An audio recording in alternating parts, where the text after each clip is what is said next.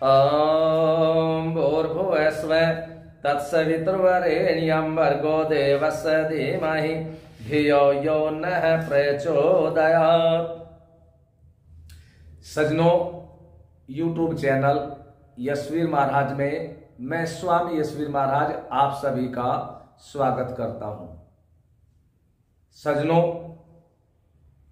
संसार के अंदर बहुत लोग आए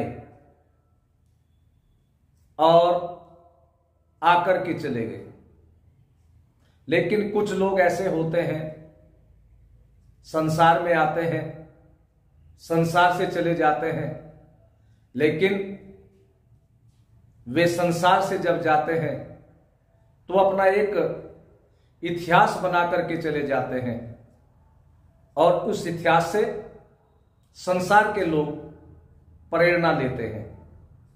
उन्हीं में से एक महामानव 12 फरवरी सन 1824 को भारत के गुजरात प्रांत के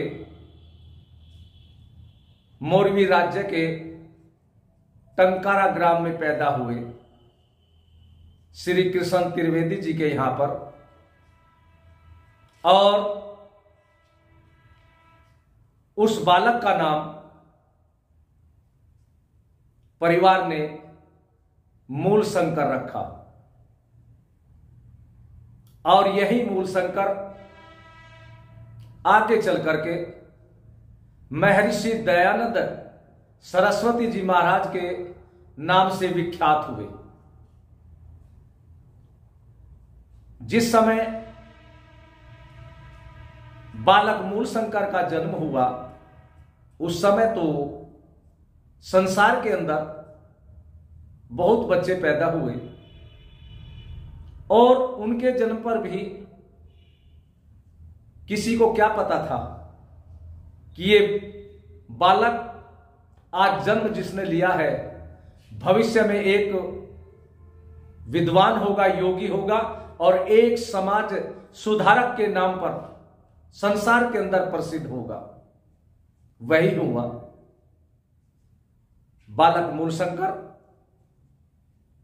आगे चल करके जब समाज के अंदर बढ़ा तो उन्होंने देखा कि समाज के अंदर अनेक बुराइयां हैं, नारी उत्पीड़न हो रहा है और समाज के बहुत बड़े तबके को घृणा की दृष्टि से देखा जाता है, छुआछूत के दृश्य से देखा जाता है। और ये भारत अंग्रेजों के पराधीन है और कहीं दहेज के नाम पर नारियों का शोषण हो रहा है।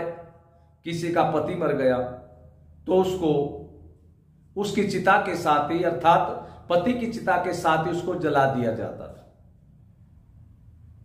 अंधविश्वास बढ़ा हुआ है और हमारे जो धार्मिक ग्रंथ हैं उन सब में मिलावट हो रही है। वेदों को कोई जानता नहीं, केवल ये जानते हैं कि वेद थे, लेकिन वर्तमान में किसी के सामने वेद नहीं थे। लेकिन जब महर्षि दयानंद जी महाराज समाज के उत्थान के लिए मैदान में आए तो उन्होंने नारी जाति के लिए भी काम किया। और जिसको समाज के कुछ लोग पैरों की जूती समझते थे, महर्षि दयानंद जी महाराज ने कहा, मनु स्मृति का उदाहरण देते हुए, जहां पर नारी जाति का सम्मान होता है वहां पर तो देव अर्थात सज्जन लोगों का निवास होता है। इसी प्रकार जिन लोगों को अछूत कहते थे, शूद्र कहते थे, उनके संबंध में अर्थात उनको ऊंचा उठाने के लिए, समाज में उनको सम्मान दिलाने के लिए महर्षि दयानंद सरस्वती जी ने महाराज ने कहा कि जन्मना जायते शूद्र है संस्काराद द्विज उच्यते, कि जन्म से तो सब ही शूद्र होते हैं और जैसे जैसे वो आगे बढ़ता है उसके कार्य बढ़ते हैं, उसके साथ उसके वर्ण हो जाते हैं, जाति नहीं। और संसार के अंदर कोई भी अछूत नहीं है। ये छुआछूत की बीमारी को दूर करने के लिए महर्षि दयानंद जी महाराज ने आवाज उठाई और उसी का परिणाम हुआ कि नारी जाति को भी सम्मान मिलने लगा और जिनको समाज अछूत कहता था, आज वे पढ़ लिख करके समाज में दूसरे लोगों के बराबर आगे बढ़ रहे हैं।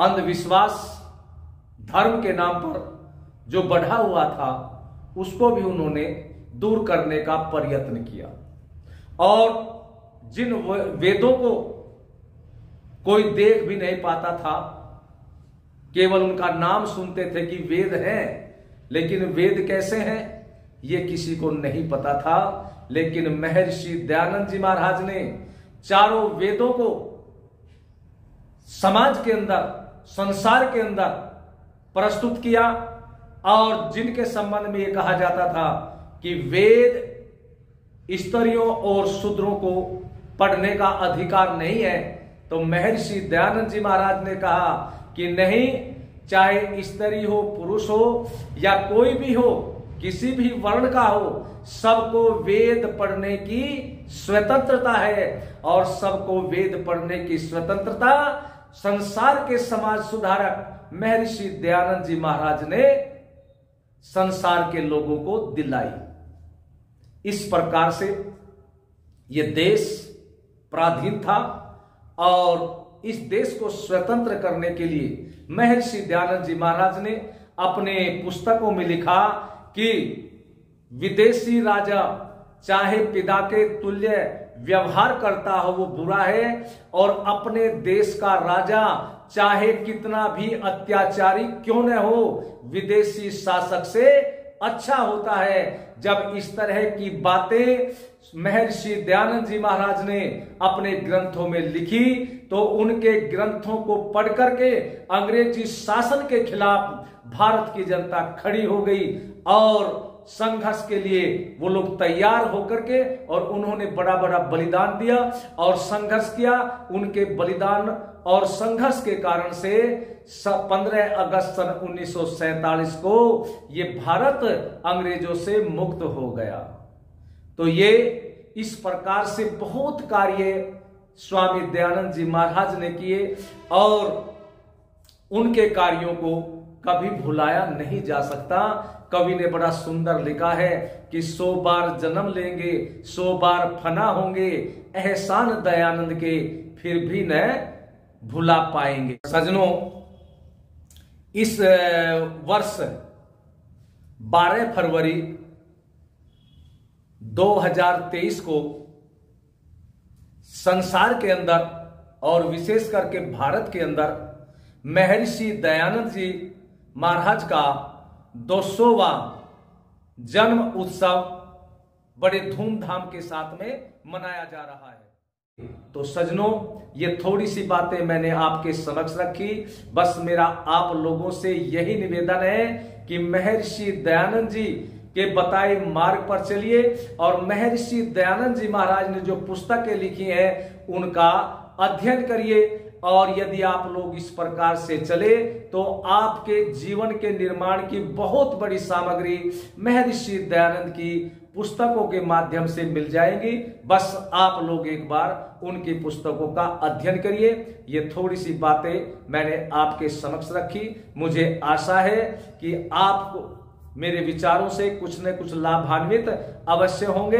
अब मेरे साथ मिलकर के आप लोग बड़े जोर के साथ में बोलेंगे, बोलिए महर्षि दयानंद जी महाराज की जय, महर्षि दयानंद जी महाराज की जय।